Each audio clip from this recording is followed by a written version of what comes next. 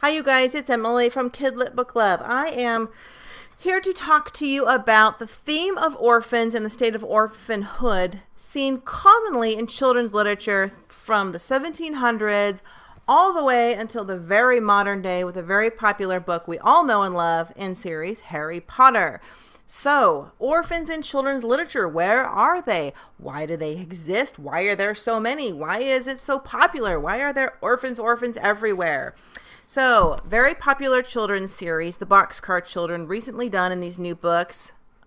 Orphan Siblings with No Parents. One of my very favorite books of all time by Johanna Spyri is Heidi, a little orphan Swiss girl who is abused and neglected and goes to live with her grandfather and then is taken away.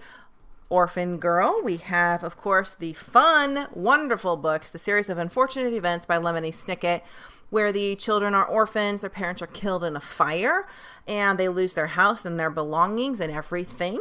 We have the very beloved Anne of Green Gables, another one of my favorite books of all time. An orphan girl who has this blissful state of imagination and longing, wanting nothing more than to have the things that everybody else has. Pippi Longstocking, a fun, frolicky, whimsical orphan girl who is much more well-to-do than some of the others in our text.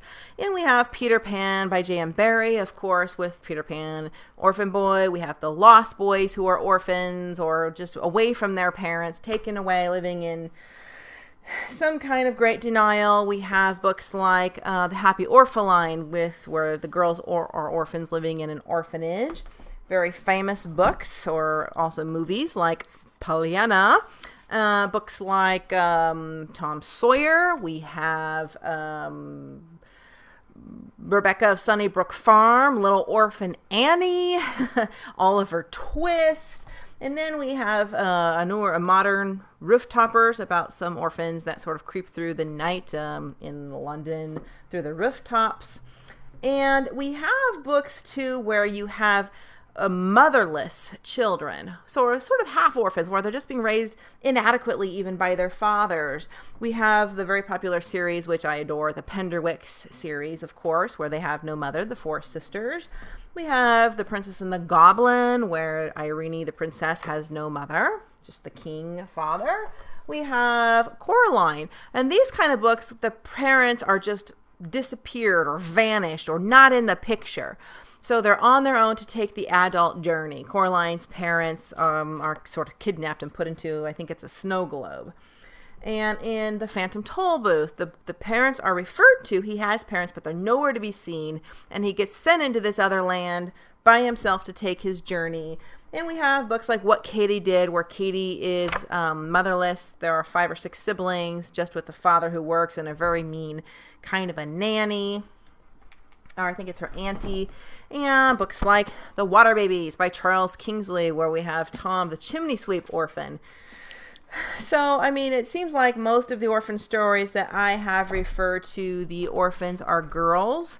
We do see, again, Peter Pan and The Water Babies. Some other books Cinderella. We can't forget Cinderella. Fairy Tales and Orphans, the tale of Little Miss Goody Two-Shoes from the 1700s. Where the little orphan girl has no shoes and she's poor and her parents died. Other books like The Mysterious Benedict Society, a newer book, also has some orphans in it. That one I have not read yet.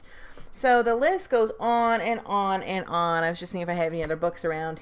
Oh, here we go. We have The Island of the Blue Dolphins, where she's is taken away from her family and gets separated when the invasion happens and ends up on an island sort of to scrape along and care for herself. So orphans in children's literature, the orphan as the literary archetype is very common for hundreds of years, and it got very popular around Dickens' era. So, you know, when Oliver Twist was written, and we kind of get the image of the poor children at the age of 8 and 9 working in the slave houses or selling newspapers on the sidewalk. And why are there so many orphans in children's literature? So as a good writer, and I myself am a writer, a good writer knows that to get a reader to read your books, continue to buy your books, and to finish the books of yours that they start, You have to hook them. You have to intrigue them. You have to have tension and conflict. And the orphan is perpetually in a state of longing and lack in their stories. So they become the reader's hero and heroine. We, whether it's a child or an adult reader, we're rooting for them. We're hoping for them. We're praying they're going to find their family and have clothes and food on the table and become loved or be reunited with their parents. In A Wrinkle in Time, we have the parents, one of the parents gets taken through the time warp. So it's really the return to refuge, the return to love is the perpetual longing and tragedy of the orphan in children's literature. So a good writer knows that creating orphans will make the reader keep reading because we want to know what's going to happen to them. We're hooked, you know. We just need, how are they going to fare? How are they going to come through? How are they going to survive? In a way, orphan stories are survival stories. And orphans make very strong child characters because they show resilience, they show courage, they show growth, overcoming obstacles, and maturing quickly. We feel sorry for them too. There's that emotional heartstring pull because they have to mature so quickly. They don't get to be children for long. And we get to see them be heroes and heroines. So they become our heroes and heroines. So, for example, in Neil Gaiman's books, which are a little bit dark, we see the child as doing sort of courageous acts and facing ghosts and overcoming their fears, like in Coraline.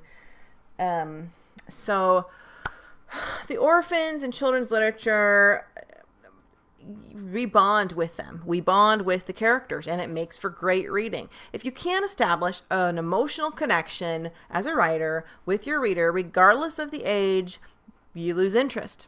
You want to feel something. Just like we want to watch movies where we feel something. We feel happiness through laughing. We feel fear. We feel like horror movies. We feel emotions. We cry during movies. You know, it helps us release our emotions. It helps us, a little bit of the subconscious is triggered for the things we don't have and would like to have. Or it's kind of the same concept when you see all the sirens going down your street and we all hang out the window to see what's happening. We're glad it's not us, but we want to know what's happening. We want a little bit of a thrill. We want to feel something. So orphans in children's literature, pay attention. You'll see it everywhere. You probably can think of a few books and stories that it's prevalent, and there's something to be said. You know, if you have a child that has happy, loving parents, you know, the book Nightmares, which I reviewed on my site, the boy's mother died. You know, if you have a child that has two loving parents that are involved, things are almost too normal. They're too good to make a story out of it that puts the child character into a journey, into having to overcome or achieve or learn or do something. You know, if it's too easy for them, you know, nothing too extraordinary happens to a lot of modern children. You know, we have our games, our Xboxes, our Kit Kats, our TV, and we get driven to school. We don't have to walk 5 miles like they did in the Little House days. You know, it's easy. It's not extraordinary in any way. So to make books good, you have to have extraordinary circumstances. So pay attention, and I'd love to hear what you think about orphans in children's literature, and if you can think of any books I didn't mention, I would love to add that to my list. Thanks for watching.